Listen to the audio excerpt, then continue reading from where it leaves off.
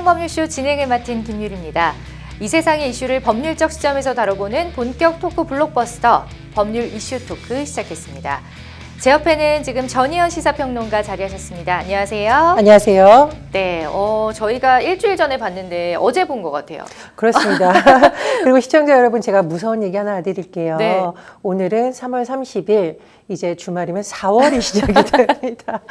제가 지난주에도 잠깐 언급드렸는데 네. 1년의 한 분기 4분의 1이 지났습니다. 그래서 제가 이 말씀 드리는 거는 시간이 왜 이렇게 빨리 가라고 생각만 하지 마시고 지금 바깥에 나가보면 꽃이 너무나 예쁘게 많이 맞아요. 피었습니다.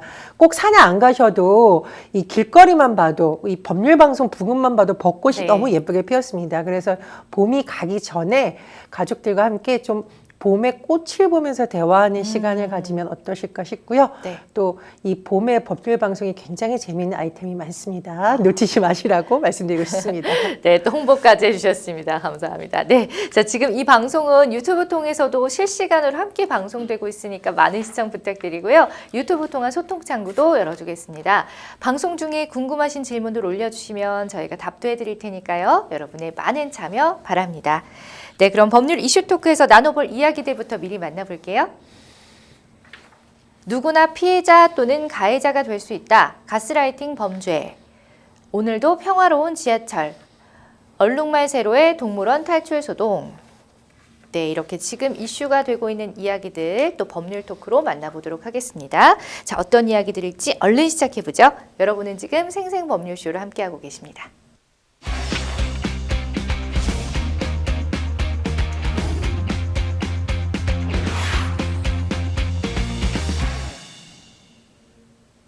네, 법률 이슈 토크 먼저 누구나 피해자 또는 가해자가 될 수 있다. 가스라이팅 범죄 이야기 나눠보겠습니다.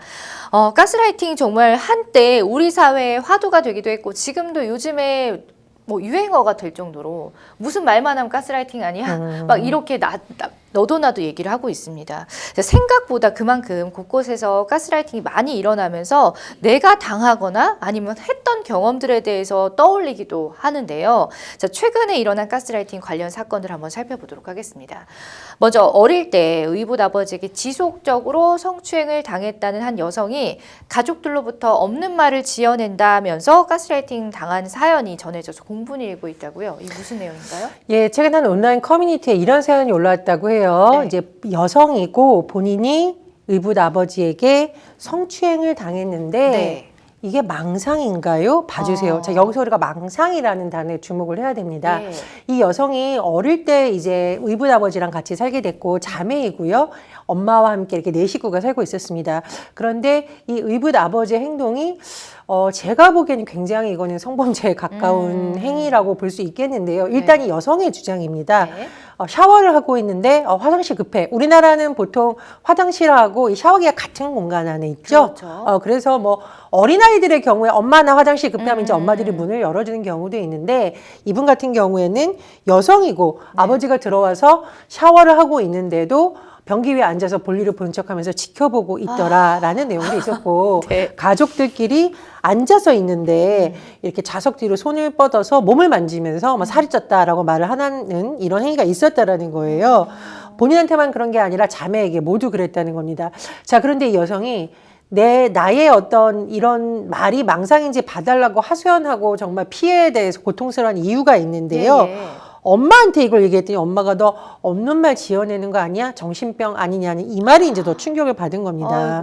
아이고, 네. 그래서 결국은 집을 나가기로 했다라고 하는 건데요.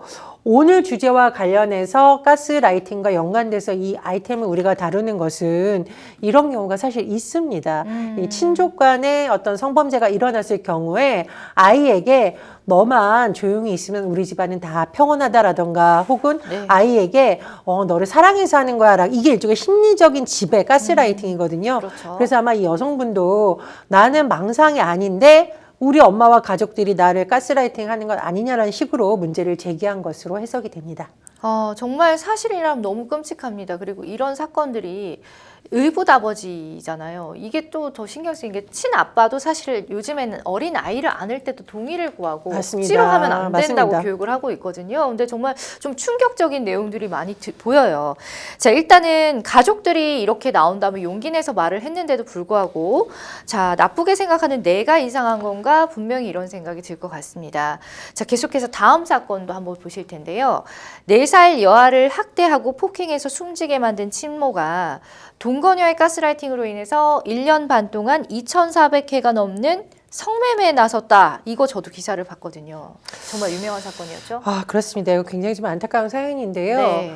두 남녀가 있었는데 이 남녀가 이제 작정을 하고 시 여성이라고 일단 하겠습니다. 네. 시 씨에게 어떻게 했느냐면은 같이 지나게 된 거예요. 이분이 가정폭력으로 가출한 상태다 보니 당장 지낼 곳이 데가 없구나. 거주지가 없는 것이죠. 그래서 이 두 사람이 부산에 있는 집에 머물게 하면서 같이 살았습니다. 네. 3개월 정도 살았고 이 여성에게 딸이 있었다고 해요. 그래서 같이 살게 된 겁니다.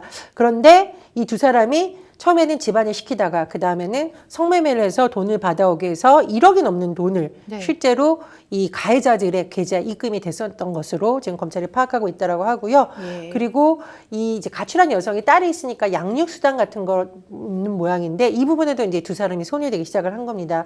문제는 더 뭐냐면 너 애교육 똑바로 시켜 하면서 훈계를 하고 이 다친 아이를 제대로 돌봐주지 않고 제대로 먹이지도 않고 해서 결국은 어떻게 됐냐면요. 이 아이가 누구에게 폭행을 당했느냐? 엄마인 시 씨에게 폭행을 당해서 네. 발작을 일으키다가 끝내 숨졌습니다. 예. 그렇군요. 몰래 과자 먹었어 라고 하면서 이 친엄마가 근데 이 과정을 보면은 이 친엄마가 처음부터 그랬다고 보긴 어렵고 네. 제가 아까 왜 너 애 똑바로 교육시켜 라고 이 두 사람이 계속 했다라고 하잖아요. 사실상 심리적인 지배 가스라이팅이라고 지금 조사 단계에서 보고 있는 것으로 밝혀졌는데요. 왜 가스라이팅이라고 보냐면은 사실 우리가 일반적으로 아이도 아니고 그래도 아이가 있을 정도의 뭐 이제 성인으로 지금 추정이 됩니다. 그런데 이 성인인 여성이 두 사람이 저런다고 저렇게 해라고 생각할 수가 있잖아요. 예. 근데 가스라이팅의 특징이 지금 본인의 자존감이 극도로 떨어져 있고 사회적으로 관계 형성이 어려울 때 누군가가 처음에는 보면 도움을 주는 것처럼 네네. 접근을 하잖아요. 이 상황에서 심리적인 지배를 받게 되거든요. 그래서 이런 부분도 영향을 미친 것으로 보이고 검찰에서는 또 이 시 씨에게 무기징역을 구형을 했다라고 합니다. 물론 이제 이 시 씨, 이 여성, 엄마에 대한 처벌도 물론 있어야겠습니다. 네. 아이를 때린 부분이라던가 그렇죠. 사망하게 된 경우에 대해서는 철저하게 재판 과정에서 밝혀줘야겠지만 이 A와 B라는 남자들 이제 이 부분에 대해서 지금 공판이 열리고 있거든요. 네. 앞으로 재판 과정에서 어떤 수위의 처벌이 나올지 또 실제로 어떻게 가스라이팅이 이루어졌을지를 좀 관심이 모일 것으로 보입니다. 그래도 뭐 예전에는 사실 그 피해를 입힌 그 엄마에게만 법적인 처벌을 가했다면 이제 가스라이팅이라는 것이 어느 정도 좀 이렇게 알려지면서 이렇게 A 씨, B 씨에게도 그렇습니다. 처벌을 할 수 있게끔 된 것 같습니다. 자, 참 다음 사건 정말 볼 때마다 착잡해가지고 지금. 맞습니다. 네, 30대 여성에게 수십억을 벌게 해주겠다는 말로 접근한 뒤에 모텔에 감금을 하고 성폭력까지 저지른 커플이 경찰에 잡혔다고 하면 또 커플 얘기네요. 그렇습니다. 이게 뭐 두 사람이 내연 관계에 있는 두 남녀가 약 3달 정도 한 여성을 감금을 했습니다. 예. 모텔 같은 데 감금해 놓고 네. 성폭력을 저지르고 1억 정도를 갈취를 했다라고 합니다. 근데 제가 누누이 말씀드리는데 보통 사람들이 아니 다 큰 사람이 어떻게 가능하지라고 생각을 하지만 예. 첫 단계 대부분 도와주겠다라는 거기 때문에 절박한 상황에 믿게끔 있는 만든 사람들은 다음에 믿게 되는 거예요. 예. 이 사람이 이제 부동산 중개업을 하고 있었는데 우리가 미국에서 사업하는데 30억 정도 벌게 해주겠다. 자녀 결혼까지 책임지겠다라고 접근을 하고 이렇게 된 겁니다. 역시 가스라이팅 어떤 심리적 지배가 있는 것이 아니냐라고 지금 의심을 하고 있다라고 하는데요. 우리가 다시 한번 짚어보겠지만 이 가스라이팅이라는 용어가 우리한테 많이 회자되고 본격적으로 조명을 받은 시기가 그렇게 오래되지는 않습니다. 맞아요. 그래서 이 부분에 대해서 사실은 구조적으로 뭐 수사 기법이라던가 이런 부분에 대한 연구라던가 구조적인 변경도 필요할 것으로 보입니다. 그러니까요. 그런데 이제 이 가스라이팅을 지속적으로 당하다 보면은 내가 생각하는 그런 생각이나 감정을 부인하고 그 상대방의 말을 따르게 되는 게 어떻게 보면 그 위험에 빠지게 되는 거잖아요. 참 안타깝고 결국은 내 그 영혼까지도 갉아먹는 게 아닌가라는 생각이 드는데 우리 평론가님께서는 가스라이팅 자체에 대해서 어떻게 생각하시는지 궁금합니다. 제가 요즘 여러 가지 생각을 하는 것 중에 하나가 우리가 이제 자존감 교육을 한번 생각을 봐야겠다라는 생각이 드는데요. 네. 아이들에게 훈육을 할 때도 뭐 하지 마 하는 교육보다는 이거보단 이게 낫지 않아? 라는 교육을 하는 것이 굉장히 좋다라고 합니다. 네네. 왜냐하면 처벌 위주의 교육은 아이에게 내가 무엇을 잘못하고 있다는 걸 자꾸 인지시켜 주는 것이거든요. 물론 이제 훈육의 단계에서 필요가 됩니다. 그러나 나의 행동이 보다 어떤 쪽으로 긍정적으로 강화되는 훈련을 하는 것이 아이들의 자존감을 키워주는 기본이라고 하거든요. 그래서 우리가 엄한 교육 해가지고 왜 잘못하면 혼내고 이런 교육만 생각을 하는데 앞으로는 그런 교육보다는 좀 자존감 교육을 많이 해서 아이가 혼자 있을 때든 청소년기에건 내가 혼자 있더라도 이 고립에 대한 두려움을 좀 덜어주고 또 내가 어떤 행동을 했을 때 좋은 관계가 형성이 되느냐라는 중심으로 교육도 좀 많이 바뀌어야 된다고 생각을 하고요. 이제 우리가 종교와 연관한 사건도 다뤄볼 텐데 저는 이제 일부 종교에서 가리키는 것도 조금은 현실적으로 바뀔 필요가 있다. 우리가 이제 모든 종교에서 어떤 잘못된 상황에 대해서 내 탓이요라고 가리키잖아요. 여기서 내 탓이요라는 것은 아마 상대방만 탓하지 말고 너의 잘못도 돌아보라라는 아마 말씀이 아닌가 싶은데 네. 이 교육을 잘못 받아들이면 가해자를 용서하도록 강요를 하거나 심지어 분명히 이 상황에서는 나가 한 잘못보다는 어떤 구조적인 문제가 있을 수 있잖아요. 네네네. 그런 것에 대한 문제 제기를 못하는 저는 이것도 일종의 이제 나쁜 가스라이팅의 한 요인이 될 수 있다고 보거든요. 그래서 우리가 이제 어떤 교육이라든가 종교 이론적인 측면에서도 과거에 우리가 배웠던 양식이나 교육이라든가 어떤 신앙적인 측면에서 혹시 이런 요소가 있었던 것은 아닌지 맞아요. 비과학적인 부분이 있었던 것은 아닌지 교육적으로 오히려 장기적으로 보면 역효과가 있는 부분이 있었던 것이 아닌지 다방면에서 살펴볼 필요가 있겠습니다. 정말 좋은 말씀이십니다. 사실 종교라는 게 이렇게 믿음의 척도기 때문에 맹신을 하면 할수록 더 이렇게 믿음이 좋다라고 착각하기가 쉬운데 이런 문제점을 제기하는 게 참 약간은 사실 조심스럽기는 해요. 그렇지만 너무나도 좋은 말씀이신 것 같습니다. 좀 객관적으로 볼 수 있는 눈을 좀 키워야 될 것 같아요. 그런 교육도 좀 있어야 될 것 같고요. 자, 이제 종교적인 얘기가 나오면 제일 먼저 떠오르는 게 요즘에는 OTT 플랫폼에서 지금 이슈가 되고 있는 그 나는 신이다. 그 프로그램이고요. 또 이 중에서 그 JMS의 교주인 정명석 씨의 성폭행에 대해서 또 JMS 신도들이 그런 성폭행 그런 행위들을 하나님의 사랑이다라면서 그렇게 이제 가스라이팅을 당해가지고 어쩔 수 없이 이제 또 성폭행을 당하는 그런 경우들이 나왔고 참 저도 봤거든요. 그게 이제 3회에 걸쳐서 나오잖아요. 너무 불편하더라고요 보면서.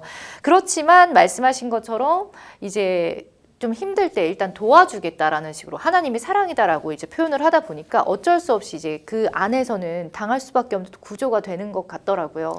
예. 이게 불편한 진실이라는 표현이 있습니다. 사실 이제 종교계 내에서 이루어지는 성범죄가 굉장히 예민한 주제거든요. 맞아요. 그러나 제가 전문가들을 만나보면 의외로 또 이런 범죄가 많이 일어난다고 하는데 그 이유가 심리적인 문제와 깊이 연관이 되어 있다라는 겁니다. 네네. 말씀해 주셨듯이 이 JMS 관련해서 지금 김도영 당국대 수학과 교수가 이것을 비판하고 예방하는 이런 인터뷰 많이 하고 있는데요. 네. 그 내용을 보면 왜 이 여신도들이 이 어떤 성폭행의 피해자가 됐는데도 이런 사건이 쉽게 세상에 알려지거나 문제 제기가 되거나 하는데 이렇게 늦어지고 이렇게 됐을까라고 보니까 네. 어떻게 되냐면은 이 열성 신도들이 피해자한테 달려가서 좋은 쪽으로 계속 얘기를 한다라는 거예요. 하나님이 이분의 몸을 빌려서 너를 사랑해 주신 걸 수도 있다라고 하니까 한 명도 아니고 여러 명이 그것도 뭔가 본인과 친한 사람, 네. 믿을 만한 사람이 와서 계속 얘기를 하다 보면 이 사람이 내가 잘못 생각한 건가? 정말 그런가? 라는 생각을 맞아요. 하게 되다 보니 이런 현상이 지속적으로 일어난 게 아닌가라는 분석이 나오고 있고요. 네. 또 이런 종교단체의 특징이 뭐죠? 굉장히 친절하게 인맥을 그냥 쫙 예. 넓혀줍니다. 제가 네. 이제 자존감, 고립 이런 부분과 연관이 되어 있다고 하는 이유가 뭐냐면 물론 모든 그런 것은 아니겠습니다만 내가 정말 정신적으로도 너무 외롭고 의지할 사람도 없고 이런데 너무 이렇게 친절해 보이는 사람들, 사회적으로 지위가 있는 사람들, 더군다나 나에게 뭐 당장 돈 꿔달라 이런 것도 네. 아니고 같이 종교생활 해보자, 우리 신앙생활을 해주고 봉사활동 해보자라고 하는 사람들의 관계가 두터워져요. 그런데 내가 이것을 부정하는 순간 이 사람들과의 관계가 다 끊긴다라는 것도 이게 영향을 미치는 거죠. 네. 그래서 이런 부분이 굉장히 최근에 이런 사태에 영향도 미친 것이 아닌가라는 분석도 나옵니다. 맞습니다. 일단은 뭐 종교가 그런 신에 대한 믿음도 있지만 그 안에서의 그런 활동 같은 것도 친목 활동 굉장히 같은 게 굉장히 중요하잖아요. 영향을 미치죠. 그래서 또 이런 일이 있는 것 같아요. 자, 흔히들 말하는 이 사이비 종교에서의 가스라이팅 같은 경우는 정말 치밀하고 견고하고 갈수록 막 이렇게 발전을 하는 거거든요. 굉장히 한 사람을 이렇게 포교하는 데 있어서 엄청난 공을 들이는 것 같던데, 자, 평론가님은 이 가스라이팅, 사이비 종교에서의 가스라이팅을 어떻게 보세요? 물론 이제 종교에서 하는 모든 친목 활동이라든가 이런 걸 우리가 나쁘게 비판할 것은 없는데요. 네. 이 사이비 종교에서의 가스라이팅과 이런 활동이 문제가 되고 있는 것은 결론적으로는 이 사람의 건강한 사회적 관계가 오히려 단절되고 맞아요. 그리고 뭔가 이 안에서 돈을 착취한다던가 노동력을 착취한다던가 아니면 성범죄처럼 성을 착취하는 일이 일어나기 때문이겠죠. 네. 그리고 이제 가스라이팅, ing가 붙은 이제 가스라이트라는 희곡에서 유래된 말인데 네. 한 여성이 집안이 이렇게 옛날에 가스등 켰잖아요. 남편이 외출할 때마다 집안의 가스등이 어두워지는 것 같아서 남편한테 얘기를 했더니 당신 혹시 정신병 있는 거 아니냐? 무슨 말이야? 아니야 이러는 거예요. 그리고 이 여성의 엄마가 이제 정신병이 있다 보니 당신 혹시 당신 엄마처럼 되고 있는 거 아니라고 계속 얘기를 하는 그렇게, 겁니다. 네. 그러다 보니까 이 여성은 맞아, 저 가스등은 문제가 없네. 내가 혹시 정신병이 있는 거 아니야라고 점점 사로잡히게 되는데 사실은 이 남자는 절도범이자 살인범입니다. 그래서 예전에는 이제 그 가스등을 다 켰는데 이 남자가 예를 들어 윗집에 올라가서 뭘 훔치려고 가스등을 켜면 이웃집의 주변이 마치 우리가 수압 내려가는 것처럼 네네. 가스등이 실제로 낮아진 게 맞아요. 두꺼비 집이 살짝 내려가는 건가 뭐지? 뭐 그런 개념이라고 네, 보면 됩니다. 그러니까 네. 우리가 이제 공동수도 쓸 때 한쪽에서 수도 확 쓰면은 약간 수압 낮아지듯이 맞아요. 그런 현상이 실제로 일어났고 이 여성은 사실을 목격한 건데 다른 사람도 아닌 남편이 계속 당신 정신병 있는 거 아니야 라고 얘기를 하다 보니까 이 여자가 나 이제 내가 뭔가 이상한 거 아니야? 내가 미치는 거 아니야? 라는 이 가스라이트라는 희극에서 나오는 예, 용어가 가스라이팅입니다. 그래서 아까 제가 말씀드렸듯이 사이비 종교가 그거잖아요. 나 성추행 당한 거 맞는 것 같은데? 이거 성폭행 맞는 것 같은데? 의심은 하는데 그런데 이제 옆에 있는 사람들에서 아니야 무슨 말이야 만약 이게 성폭행이면 우리가 여기 있겠니? 가만히 있었겠니? 나를 봐 나 대학 교수야 근데 내가 정말로 그런 일이 있었으면 가만히 있었겠어? 막 이런 식으로 이제 회의를 하는 거죠. 그럼 나중에 이 사람이 정말 그런가? 라고 생각을 하게 되는 겁니다. 그래서 제가 네. 말씀드렸듯이 이 사이비 종교 단체가 겉으로는 친절해 보이고 도움을 주는 것 같지만 결론적으로는 이렇다는 점에서 위험한 것이고요. 맞아요. 보통 이제 3단계라고 하죠. 처음에는 가스라이터 이제 나이팅을 당했대 상대방이 하는 말을 무조건 믿진 않아요. 이거 맞아 안 맞아? 이렇게 생각해보죠. 그럼 2단계로 들어갑니다. 이제 혼란스러워요. 내가 맞는 것 같은데 그럼 저 사람이 거짓말하는 거야? 그럼 나 저 사람 이제 안 만나야 돼? 이렇게 생각을 하게 되잖아요. 3단계 그냥 저 사람 맞는 것 같아. 여러 사람 수긍을 하니까. 수긍을 하는 2단계로 가고 본인이 오히려 내가 이상한가? 네네. 이렇게 되는 거죠. 이 단계를 거치게 되는데 어쨌든 최근에 이런 부분이 많이 주목을 받으면서 제가 보기엔 이제 이게 흥미거리로 넘어갈 문제는 아니고요. 왜 이런 문제가 발생하는지 같이 생각을 해보고 우리가 예방책을 마련할 수 있으면 예방책도 마련해야 되는 것이고 수사라든가 재판에 있어서도 이런 부분에 대한 연구가 진행이 돼야지 가스라이팅 범죄를 일으킨 범죄자들에게 제대로 처벌할 수 있잖아요. 그렇죠. 사실 그런 문제까지 쭉 이어보기 때문에 왜 법률방송에서 이런 문제를 다루냐. 법의 관점에서 세상을 보고 네. 세상의 관점에서 다시 법을 보자는 취지에서 이 말씀을 드립니다. 슬로건으로 좀 쓰고 싶네요. 네. 자, 최근에 가스라이팅뿐만 아니라 스토킹이나 관계 망상형의 범죄들도 많이 발생하고 있는데 또 그 이유가 인구 구조의 변화 때문이다 이런 분석이 또 나오고 있다고요. 무슨 얘기인가요? 이걸 뭐 100%라고 보기보다는 저는 상당 부분 타당성이 있다 이런 생각이 드는데요. 네. 최근에 한 연구 논문 같은 것이 이제 기고문에 실려서 발표가 됐습니다. 네. 인구 구조의 변화와 범죄 발생의 상관관계, 그러니까 인과관계하고 좀 구분을 하셔야 돼요. 상관관계. 그렇죠. 인과관계라는 것은 A 때문에 무조건 B로 연결된다 이고 상관관계는 이런 것이 영향을 미친다 정도로 이제 해석을 하는 겁니다. 네. 예를 들면은 지금 일본의 사례와 우리나라 사례를 비교를 많이 했거든요. 일본이 어떻게 되냐면은 최근에 이제 예전에는 일본도 다산주의였는데 단산주의, 예. 아이를 한 명만 낳는 문화로 바뀌고 있고 어떻게 되냐면 고령화에 따라서 고령 인구는 급증하고 젊은 인구는 감소한다는 겁니다. 그런데 우리나라도 지금 이렇게 가고 있는데 문제는 이 과정에서의 부작용도 나타나고 있는 겁니다. 일단 고령화, 고령 인구가 많아지죠. 그런데 고령 인구 중에 왜 우리 뭐 노인 고독사, 노인 고립 현상 이런 거 많이 다루잖아요. 예. 이런 것이 되면은 여러 가지 여기서 이제 노인 관련 범죄가 증가할 수가 있는 거고요. 또 우리 뭐 나 혼자 산다 이런 거 굉장히 좋습니다. 근데 문제는 뭐냐면 이 1인 가구 증가가 1인이어서 즐거운 사람도 있지만 난 1인으로 살고 싶지 않은데 고립돼서 1인으로 사는 경우도 있잖아요. 그렇죠. 그러면 여러 가지 고립감에서 오는 또 범죄 이런 것이 될 수도 있는 거고 이런 여러 가지 상관관계를 분석을 한 거고요. 이게 관계망상형 강력 범죄라고 하는데 네.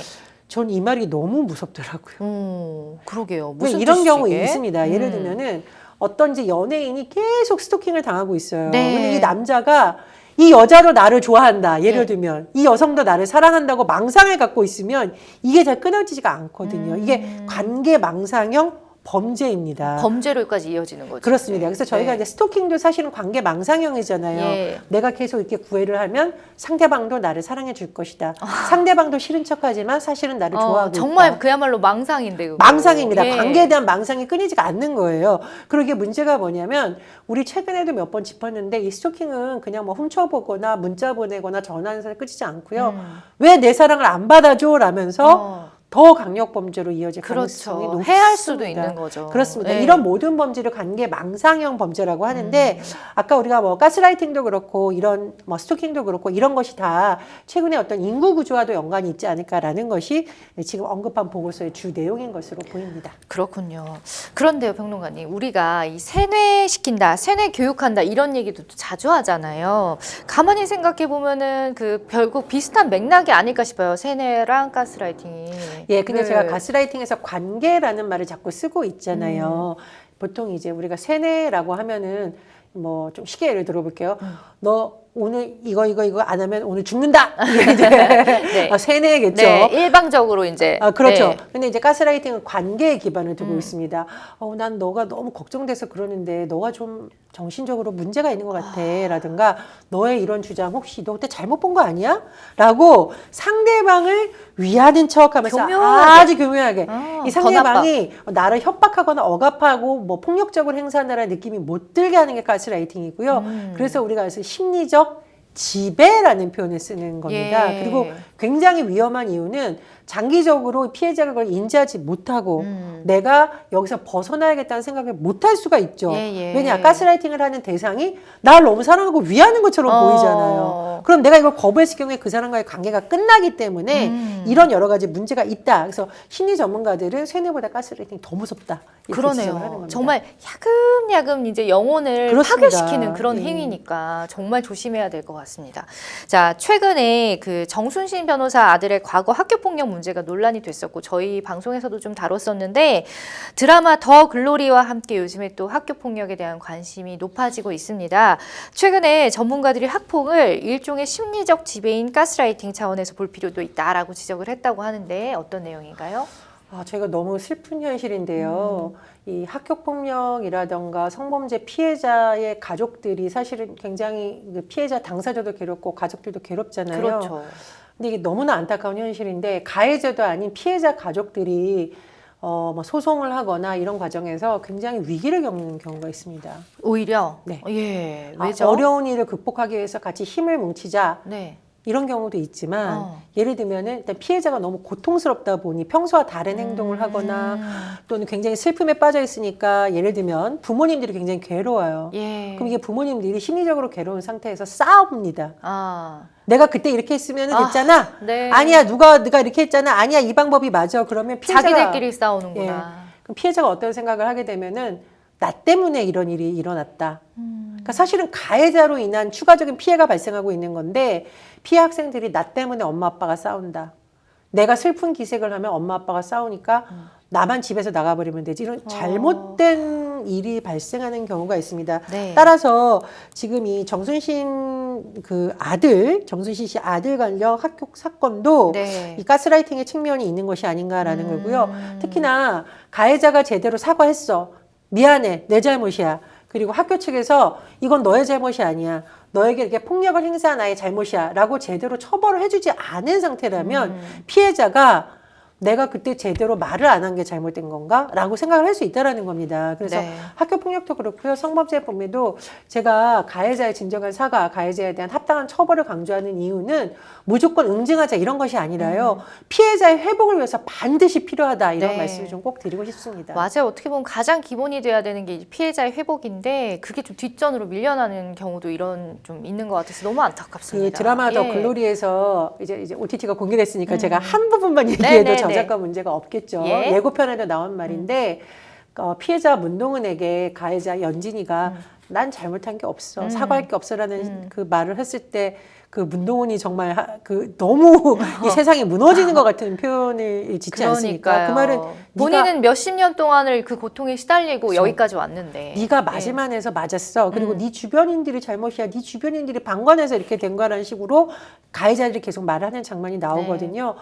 이것도 일종의 가스라이팅입니다. 그렇죠. 본인이 잘못을 했는데 네 주변 사람들 때문이라고 그리고 거기서 나온 사람 중에 정말 나쁜 사람은 문동은의 엄마예요. 그 그 엄마가 너 잘못이 아니야. 엄마가 보호해줄게. 그게 그리고 아니니까. 저 애들이 잘못했어라고 하는 게 아니라 가해자랑 한편에 서게 되죠. 물론 그 엄마가 뭐 가스라이팅 직접적으로 하는 장면은 없습니다만 현실에서 충분히 일어날 수 있는 일이고요. 아이에게 너가 맞을만 했으니까 맞았지. 이거 절대 해서는 안 되는 말이거든요. 그러니까요. 이거는 제가 누누이 강조를 합니다. 이거 정말 잘못된 가스라이팅이고요. 우리가 사실은 그동안 정말 생각하지 못했던 문제가 최근에 여러 사건으로 제기되고 있는데 제가 말씀드렸듯이 너무 흥미거리로 다루지 말고 사실은 나도 가해자가 될 수 있고 나도 네. 피해자가 될 수 있다. 오늘 우리 제목에서 다룬 것처럼 좀 진지하게 한번 생각해 봤으면 합니다. 그러니까 육아하는 데 있어서도 혹시나 내가 그러진 않았는지를 좀 맞습니다. 돌아보게 되네요, 지금. 네, 어쨌든 뭐 가스라이팅이란 자체가 지금 아까도 말씀드렸지만 몇 년 안 됐어요. 이런 용어를 막 사용하게 된 것도 그렇고 그래서 아직 많이 개념도 낯설다 보니까 혹여 그 수사나 재판 과정에서 이 가스라이팅 관련 범죄에 대해서 살펴보는데 좀 한계가 있지 않을까 이런 좀 아쉬움도 들거든요. 아직까지는. 맞습니다. 사실 우리나라에서 스토킹 관련된 법안이 이제 기틀을 마련하고 개정안이 나오고 대법원에서 이 부분에 대해서 연구가 되고 법관들끼리 얘기된 게 얼마 안 됐습니다. 네. 사실은 가스라이팅도 지금 이제 막 사회적으로 본격적으로 문제가 불거지면서 주목을 받고 있는데 수사 기법이라던가 예. 양형에 어떻게 포함시키기에 대한 논의가 아직은 활발하지 않다고 하니까요. 앞으로 좀 그런 부분이 활발하게 진행이 돼서 네. 현장에서 더 이상 이런 피해가 확산되지 않도록 지금이라도 줄일 수 있도록 어떻게 해야 되는지 제도적 예방책 꼭 필요할 것으로 보입니다. 맞습니다. 자, 최근에 또 범죄가 계속 많이 일어나고 있고, 뭐, 누누이 얘기하자면 누구나 가해자가 될 수도 있고, 피해자가 될 수도 있습니다. 참, 말씀하신 것처럼 대책이 시급해 보이는데, 좀 어떤 제도적인 보완이 있으면 좋을까요? 예. 이게 가스라이팅이다라고 정확하게 알게 해주는 것부터 시작을 해야 된다라고 봐요. 그래서 제가 말씀드렸듯이 최근에 가스라이팅에 대한 게 많이 화제가 되고 있는데 흥미거리로 보지 말고요. 우리가 이건 좀 교육을 하거나 이럴 때 많이 확산시킬 필요가 있고요. 네. 아까 말씀드렸듯이 교육과 더불어서 현장에서는 여기에 대한 수사 기법이라던가 양형이라던가 또 우리가 이것을 수사할 때 뭘 주의해야 되느냐 이런 부분 잘 마련이 되어야겠죠. 그래서 제가 이 제도를 항상 얘기하는 것은 제도가 없으니까 뭐 이 수사관이라던가 예를 들면 형사들이 아무리 좋은 의지가 있다 하더라도 수사 과정에서 놓치거나 혹은 기소를 할 때 이게 기소 요인이 돼라고 판단을 잘못할 오히려. 수도 있습니다. 그래서 그런 부분에 대한 논의는 국회에서도 또 뭐 사법부에서도 또 뭐 검경 차원에서도 많은 연구가 필요할 것으로 보입니다. 맞습니다. 이 가스라이팅과 관련한 법적인 틀이 제도적으로 좀 빨리 좀 마련이 됐으면 하는 바람 저도 같이 가져보고요. 자, 첫 번째 이슈 토크 만나봤습니다. 여러분은 지금 생생법률쇼를 시청하고 계십니다.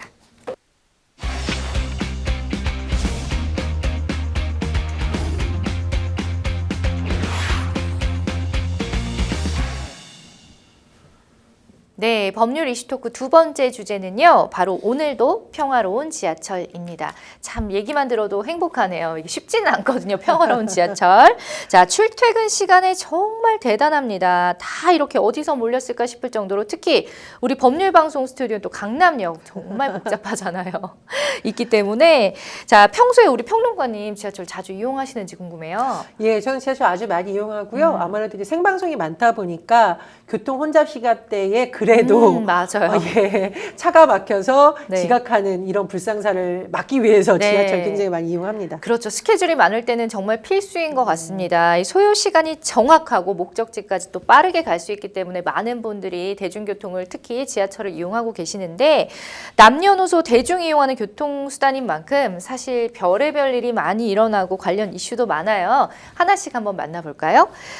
먼저 서울 지하철에는 유난히 사람이 많아서 악명 높은 지하철이 있다고 하는데 2호선, 3호선, 9호선 같은 경우도 그렇고 또 1호선 처음 생겼기 네. 때문에 많은 분들이 또 있습니다. 자, 어쨌든 그 지하철 혼잡도를 줄이기 위해서 운행 횟수를 2, 3, 5호선이 늘렸다고 하고 9호선도 내년 초에 이제 차량을 추가 투입할 계획이라는 또 반가운 소식이 있네요. 너무 밀집이 되어 있다 보니까. 그렇습니다. 아마 다음 달 3일부터 2호선, 3호선, 5호선도 오전, 오후, 그러니까 말하자면은 차량의 운행 횟수 같은 것을 이제 늘리겠다라는 겁니다. 전동차를 추가 투입한다라는 계획인데요. 네. 이것도 중요하고 우리 왜 지하철역에 막 출퇴근 시간대 사람들 뛰어갈 때 보면 막 무섭잖아요. 무서워요. 사실 우리가 이제 이태원 참사를 계기로 압사, 혼잡도 이런 거에 대한 관심이 너무 높아졌거든요. 네. 그래서 이 혼잡도를 낮춘다는 것은 전동차 안의 혼잡도, 밀집도를 낮춘다는 것도 있고요. 네. 안에서의 이동에 있어서의 혼잡도, 밀집도도 분산시키겠다라는 겁니다. 네. 그래서 안전과 관련 시설도 늘리고 이동 동선이 좀 분리될 수 있도록 고민을 많이 하겠다라는 건데요. 저는 정말 이건 꼭 필요하다고 봅니다. 정말 이 필요해요. 네. 서울 지하철 4호선, 7호선, 9호선이 출근 시간대 예를 들면 오전 8시에서 8시 30분 제일 복잡한데 혼잡도가 150% 넘어선다라고 하는데 네. 저도 예전에 한번 모 지하철 노선에 방송을 앞두고 탄 적이 있어요. 네. 근데 저는 사실 이제 공포감을 느꼈습니다. 그 정도로. 저만 느낀 게 아니에요. 그 안에 있는 분들이 다 표정이 저랑 비슷했는데 이태원 참사가 난 지 얼마 안 되는 시기였는데 예. 갑자기 그 시간대에 사람이 몰려서 지하철에 사람들이 꽉 차면서 뭔가 공포감이 밀려오고 숨을 쉬는데도 무서운 거예요. 그래서 지하철 구석으로 살금살금 가서 그 옆에 있는 그 봉. 바를 네. 넘어지지 않으려고 꽉 잡고 있었던 기억이 나거든요. 아. 그래서 이건 사실 시민의 안전도 그렇고 만에 하나 화재나 이랬을 경우에도 너무 혼잡되어 있으면 그렇죠. 탈출하기가 쉽지 않습니다. 맞아요. 그래서 그런 부분과 연관돼서 저는 반드시 필요한 대책이라고 봅니다. 맞습니다. 근데 이게 현실적으로 이게 지하철을 놓치면 또 몇 분 뒤에 가면 지각할 수가 있어요. 맞습니다. 출근 시간. 그러니까 사람들이 막 무리해서 끼어들고 이게 또 위험으로 이어지는 건데 앞으로 지하철 밀집도가 심각할 경우에는 무정차 통과도 할 수 있다는 얘기가 있는데 이게 사실인가요? 일단 이게 무조건 할 수 있는 건 아니고요. 지방자치단체나 이런 곳에서 이것을 점검을 해야 됩니다. 그리고 어떻게 해야 되냐?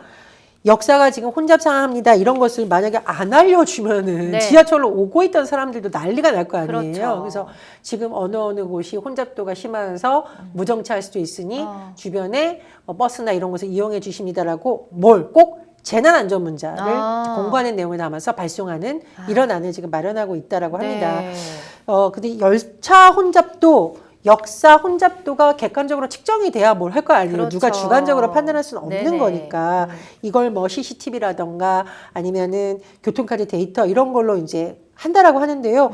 전 이거는 굉장히 좋다라고 봅니다. 네. 그 지하철 운행하는 분들한테 혼잡한지 아닌지를 판단하라 어떻게 판단하시겠습니까? 그렇죠. 보통 잘 앞에 있으시잖아요. 판단하기 어렵기 때문에 좀 과학적인 근거를 갖고 비율을 어떻게 나눠야 되는지 그 이런 데이터를 분석하다 보면 분명히 어느 시간대에 몰린다. 그래야 이 원인이 뭔지를 좀 분석을 할 수가 있잖아요. 네. 그래서 대중교통 체계의 전반적인 체계 개편이 이루어질 수 있다고 보거든요.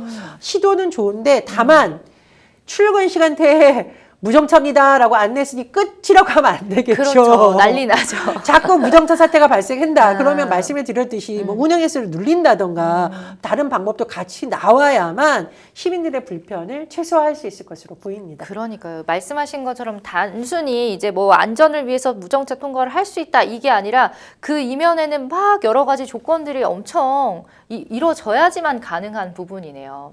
네. 그렇습니다. 그리고 제가 말씀을 드리고 싶은데 사실 우리가 세월호 참사와 이태원 참사를 계기로 다시 한번 우리나라 문화를 돌아보는 계기가 됐었거든요. 네. 안전이라는 것이 우리가 너무 소홀히 했구나라는 걸 많이 반성하게 되거든요. 제가 대학 다닐 때 지하철 탈 때 푸시맨이라고 있었습니다. 그런 게 있어요? 푸시맨이라고 불리는 분들이 뭐라는 뭐냐면 거예요? 출퇴근 시간 혼잡할 때 사람들이 막 가는데 잘못하면 중간에 문이 닫힐 때 예. 가방이 끼거나 사람이 끼면 문이 열리잖아요. 아, 예. 계속 반복되면 열었다 닫았다 열었다 닫았다 하면서 이 사람이 자발적으로 넣으면 좋은데 또 안 나오잖아요.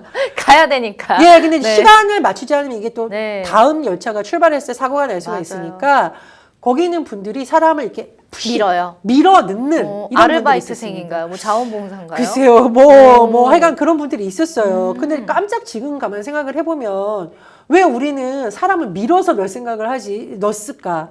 왜 사람들이 밀려 들어가야만 하는지 운행 횟수를 늘리고 이런 쪽으로 생각을 미리 했더라면 네. 어땠을까 이런 생각이 들기 때문에 앞으로 우리가 모든 것의 기준을 좀 안전 위주로 한번 생각해 봤으면 좋겠다라는 그러니까요. 생각이 듭니다. 그게 제일 중요하고 사실 근본적인 문제도 해결되면 좋겠는 게 저는 뭐 일반 직장인은 아니지만 그 출퇴근 시간대를 약간 지금도 많이 그렇게 바뀌긴 했잖아요. 내가 선택해서 할 수 있는 근데 좀 더 이렇게 분산됐으면 좋겠어요. 출근 시간대도. 그게 이제 네. 코로나19 시기에 왜 우리 시간대 분산해서 네네. 근무하는 거 공공기관이나 사기업도 많이 했었잖아요. 아주 좋다라는 겁니다. 네. 일단은 뭐 번잡한 시간을 좀 이렇게 분산시키는 효과도 있고 정부의 본래 목적은 사람들이 특정 시간에 너무 많이 몰리는 것을 분산하기 위한 거였는데 네. 이 제도를 정말 환영한 분들이 누구였냐? 맞벌이 부부였다라고 합니다. 왜냐하면 어린이집 누가 데려다 주나를 맨날 맞아. 싸웠다는 거예요. 나 회사 왜 나만 못내. 데려다 줘야 돼? 왜 회사 지각할 수도 있잖아요. 그러니까요. 맞아요. 근데 이제 부모님 네. 같은 경우에는 출퇴근 시간, 출근 시간 한두 시간만 늦어져도 아이들에게 제대로 밥 먹이고 어린이집에 데려다 주고 네. 출근하고 대신 조금 늦게 퇴근하겠다라고 이렇게 선택을 할 수 있는 거. 그래서 결국은 제가 이 문제까지 얘기를 해야 되는데 노동시간과 관련된 것은 사실 모든 분야에 영향을 미칩니다. 그러니까요. 그래서 말씀해 주셨듯이 우리가 어떤 근로시간이라던가 노동환경을 바꾸는 것을 같이 고민해 본다면 굉장히 좋은 대안이 될 거라고 생각합니다. 그래요. 칭찬받았나요? 저? 이게 얘기를 하다 보면 다 연결이 연관이 되어 되어 있어요. 있습니다. 맞아요. 자, 그리고 이제 또 지하철 하면 요즘 또 빼놓을 수 없는 얘기가 전장현, 네, 전국장애인 차별철폐연대.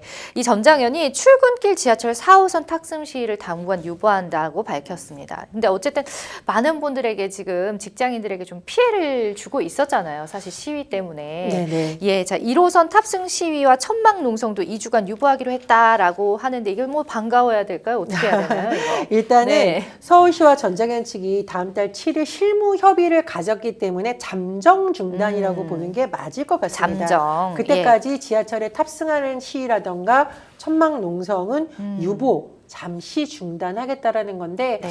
근데 이제 이렇게 전장현이 옳다 나쁘다라고 말하기 예. 좀 어려운 면이 있습니다. 그렇죠. 이 장애인들의 이동권은 사실 하루 이틀 제기된 문제는 아니고요. 네. 장애인들이 지금 요구하는 것이 1역사 1동선이라고 해서 역사 하나마다 장애인들도 위험하지 않게 안전을 위해서. 안전을 위한 설치를 해달라는 겁니다. 예를 들면은 이 엘리베이터나 에스컬레이터를 이제 이용하면 되지라고 하는데 네. 이 에스컬레이터에서 예전에 장애인분이 사망하는 사건이 있었어요. 이게 사실은 휠체어 타고 하면 뭐 삐 누르면 영문이 도와줘서라고 한다라고 하지만 네. 사실은 쉽지 않은 그렇죠. 거고 중요한 것은 장애인의 이동권은 우리가 보통 남의 일이라고 생각을 하는데 우리가 나이 들어서 다리 수술할 일이 있는 경우도 있고요. 젊은 사람들이 교통사고로 일시적으로 장애를 입어가지고 걷지 못하게 되는 경우도 있고요. 장애인뿐만 아니라 임신한 여성, 유모차를 끌고 있는 엄마, 즉 이것을 우리가 이제 이동 약자라고 부르거든요. 이동 약자의 측면에서도 다 장애인 연대가 요구하는 게 다 연결되어 있습니다. 사실은. 결국은. 그렇습니다. 그래서 이건 뭐 장애인만의 문제다라고 네. 보기 좀 어렵기 때문에 서울시와 전 장관이 좀 많은 대화를 통해서 좀 건설적인 대안이 나왔으면 하는 바람입니다. 그러게요. 이게 좀 시간이 꽤 됐잖아요. 이렇게 지금 계속해서 협상을 하고 있는 게 어쨌든 좀 원만하게 잘 마무리가 됐으면 좋겠네요. 네, 서로 참 네, 안타깝습니다. 자, 다음 달에 또 예정된 서울시와 전장현의 대화가 원만하게 마무리되기를 좀 기대를 해보면서 한 지하철 역사에서 또 커플의 싸움을 말리던 행인을 폭행한 여성이 경찰의 수사를 받고 있다. 이 또 무슨 일인가요? 예. 오늘 주제가 오늘도 평화로운 평화로운 지하철인데 지하철이라고 했잖아요. 오늘도 평화롭기를 바라는 그러네요. 지하철. 네. 아마 그 염원을 담아서 제목이 나온 것 같습니다. 네. 지난 24일 오후 11시쯤이니까 밤이겠죠. 서울 지하철 2호선 영등포 구청역에서 결혼을 앞둔 남녀가 다투고 있었습니다. 예. 근데 이 여성이 이 싸움을 말리는 남성, 자기 애인이 아니라 네. 남성의 뺨을 때렸다고 해요. 싸움을 말리다가 그랬더니 이 남성이 나 자꾸 저 남자 폭행하면 저기 촬영할 거야 하고 휴대전화를 꺼서 사태가 더 커진 거예요. A씨가 왜 남의 이 내용을 휴대전화를 찍어요? 그래서 휴대전화 뺏으려다가 네. 몸싸움이 벌어졌다라고 합니다. 그래서 몸싸움이 벌어지니까 현장에서 이제 신고가 들어갔고 네. 경찰이 출동을 했는데 네. 아마 이제 이 여성의 주장을 들어보면 네. 이 남자가 이 영상 인터넷에 올리겠다라고 약을 올려서 이렇게 한다라고 하는데 어쨌건 참 지하철에서 별별 일이 다 일어난다 이런 생각이 듭니다. 이런 일을 자꾸 엮이니까 이제 남 일에 관심을 자꾸 안 갖게 되는 것 같아요. 그래서 정말 좀 위급하거나 지하철에서 그런 일이 있을 때 선뜻 또 나서지 않는 경우도 생기는 게 아닐까. 모르겠습니다. 뭐가 맞는 건지. 네. 자, 또 얼마 전에는 지하철에 총을 탄 남성이 있다. 이런 신고도 접수가 됐다고 하는데 이 총기 소지 우리나라에서 불법이잖아요. 당연히 예. 불법입니다. 총포와 비슷하게 보이는 것을 소지해서도 안 돼요. 그렇죠. 그런데 지난 20일 저녁 7시쯤에 경찰에게 신고가 들어왔습니다.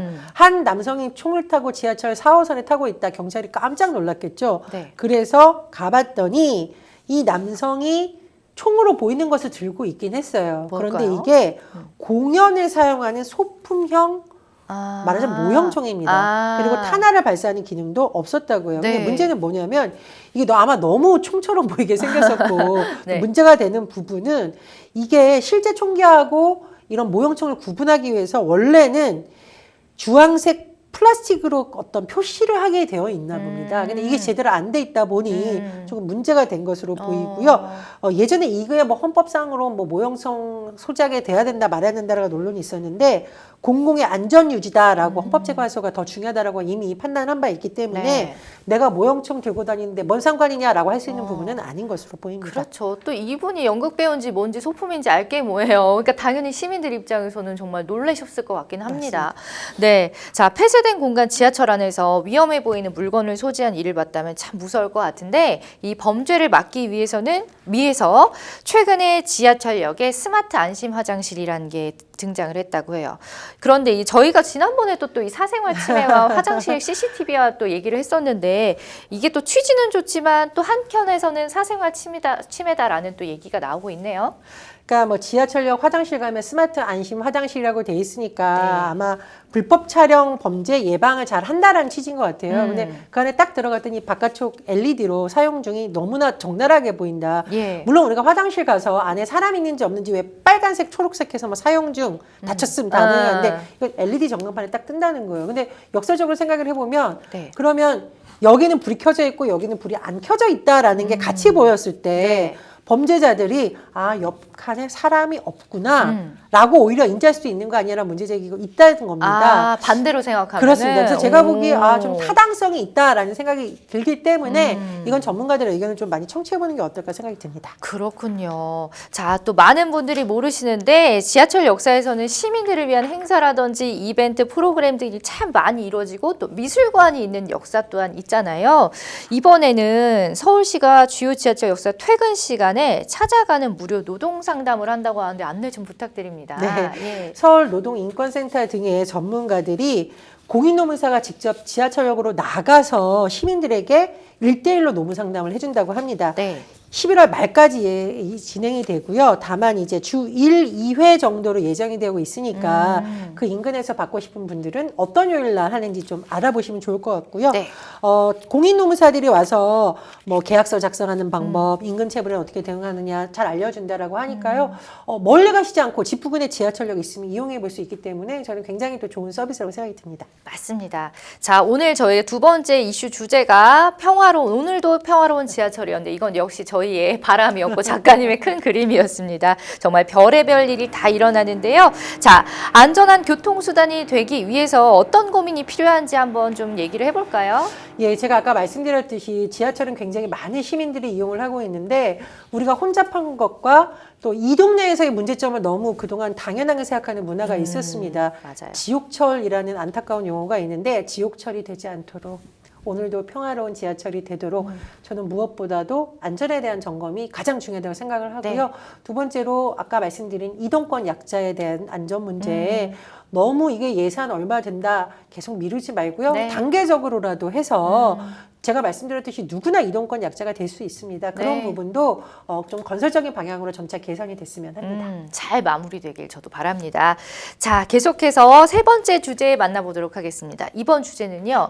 얼룩말 세로의 동물원 탈출 소동입니다. 이건 무슨 만화 영화 제목 같기도 한데 자, 지난주죠. 길거리에서 얼룩말을 마주친 서울 시민분들 좀 계셨을 겁니다. 인증사진도 막 올라오고 있던데 동물원을 탈출한 얼룩말 한 마리가 서울 시내 도로와 주택가를 활보하다가 3시간여 만에 복귀하는 소동이 벌어졌었죠. 네. 지난 23일 오후에 일어났던 일이죠. 네. 서울 광진구에 있는 어린이대공원 동물원에서 수컷인 얼룩말 세로가 탈출해서 주택가라던가 네. 도로를 20분간 돌아다니다가 예. 결국 포획이 됐습니다. 그런데 이거에 대해서 여러 가지 좀 지적이 나오고 있는데요.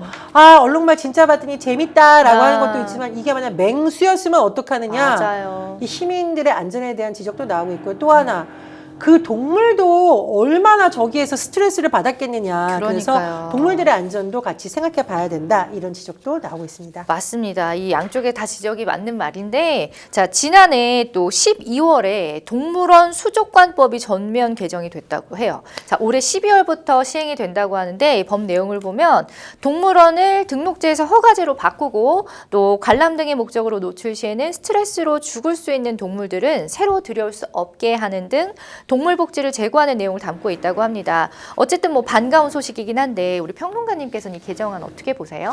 저는 그 나라의 민주주의 척도는 동물에 대한 복지를 보면 알 수 있다. 동물에 대한 인식을 보면 알 수 있다라는 말이 있는데 정말 네. 맞다고 생각을 해요. 예. 사실은 우리가 동물을 물건으로 여기거나 가축으로 여겨서 이 소유권 문제라든가 법도 여러 가지 사실 지금 혼선이 있습니다.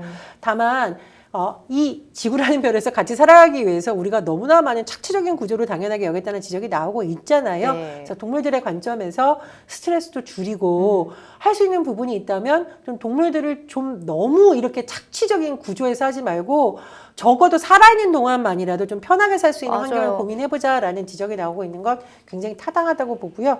네. 저는 사실은 그 봉준호 감독의 옥자를가 이걸 너무 잘 표현한 영화라고 네. 보거든요.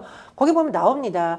닭고기 먹지 말자 이런 얘기 아니에요. 그 할아버지가 그 옥자랑 노는 소녀에게 삼계탕 줍니다. 그러나 네. 이 대형 사육으로 인한 이 문제점에 대해서 아주 이 사람의 시선이 아니라 옥자의 시선을 시선으로. 통해서 한번 보잖아요. 그런 관점에서 볼 필요가 있다는 생각이 듭니다. 맞아요. 저도 참 재밌게 봤었는데 이 세로에 관한 그 얼룩말 세로에 관한 그런 내용 밑에 댓글들 중에 동물원 아예 없애자 안 봐도 된다 그런 내용들도 진짜 많았어요.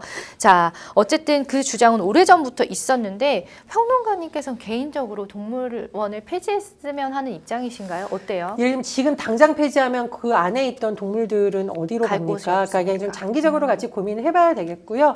그럼에도 불구하고 장기적으로 우리가 한번 고민해보자라는 것을 저도 어릴 때 동물원 가서 너무 신기하고 좋았거든요. 네. 근데 요즘 생각이 바뀐 게 정말 사막에서 뛰어놀던 애들을 저 작은 우리에 가둬놓고 사람의 기쁨을 위해서 평생 죽을 때까지 저 안에 갇혀 있는 게 맞는가라는 생각이 들긴 합니다. 일단은 환경 개선부터 신경을 써야겠고요.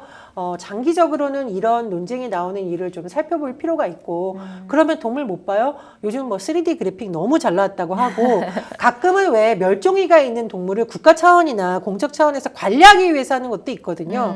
한시적으로 보여주는 경우도 있습니다. 네. 그런 보완책을 도입하는 방법도 검토할 수 있는 방안이라고 봅니다. 맞습니다. 또 세로가 탈출했을 때 여러 가지 사연이 있더라고요. 엄마 아빠 돌아가신 지 얼마 안 됐고 캥거루랑 싸웠다 막 이런 내용을 보고 짠하면서 귀엽다고 하는 분들도 많았고 또 관심이 커져서 패러디나 각종 커뮤니티에서 수백 건의 게시물 또 수십만 조회수를 기록하고 있다고 하는데 어떻게 된 거죠? 저도 봤는데 이제 예. 뭐 세로가 유엔 가서 연설하는 거 두 발로 서서 도로를 마음껏 하는 것 아마 이제 네. 이 세로에 대한 측은지심 아우 가여워 상상 속에서라도 세로가 이렇게 자유롭게 돌아다녔으면 좋겠다 즐겁게 살았으면 좋겠다라는 건데요. 제가 말씀드렸듯이 이렇게 우리가 또 뭐 재밌게 보는 측면도 있지만 아까 말씀드렸듯이 거꾸로 뒤집어서 이 세로 입장에서 얼마나 힘들고 네, 외로웠을까. 맞아요. 그리고 캥거루하고 싸웠으니 재밌다가 아니라요. 이 캥거루 있는 데 가서 기웃기웃거리다가 네. 주둥이를 잡히고 뭐 맞았어요. 이랬다고 맞았다고 합니다. 왜냐하면 이 아이고, 캥거루도 짠해요. 위협으로 느낀 예, 거예요. 예. 그러니까 이게 우리가 사실 웃을 문제가 아니라 만약에 심하게 이렇게 했으면은 다쳤을 수도 있고 그렇죠. 아까 제가 말씀드렸듯이 와 캥거루하고 주민들하고 대치하는 장면 재밌다라는 거꾸로 이게 캥거루가 아니라 호랑이라고 한번 생각을 해보시고 너무 네. 무섭죠? 맞습니다. 그래서 우리가 어떤 현상을 볼 때 좀 다각적으로 봤으면 좋겠고요. 특히 오늘 이제 동물 관련한 법 우리 한번 살펴봤잖아요. 네. 법률 방송 드립니다. 감사합니다. 자, 동물원을 폐지한다는 주장은 동물권과 생명권을 옹호하는 단체를 중심으로 꾸준히 제기가 되어 온 주제인데 반면 동물원의 동물을 섣불리 자연으로 돌려보내거나 없애면 오히려 더 해로운 결과를 가져올 수도 있고 동물원의 교육적이나 정서적 측면도 아울러 고려해야 된다는 반론 또한 만만치 않습니다. 정말 양쪽 잘 해가지고 신중한 고민이 좀 필요해 보이네요. 자, 오늘 어느새 마칠 시간입니다. 전혜연 평론가님 감사하고요. 네, 자, 저희는 여기까지입니다. 여러분 시청해 주셔서 고맙습니다.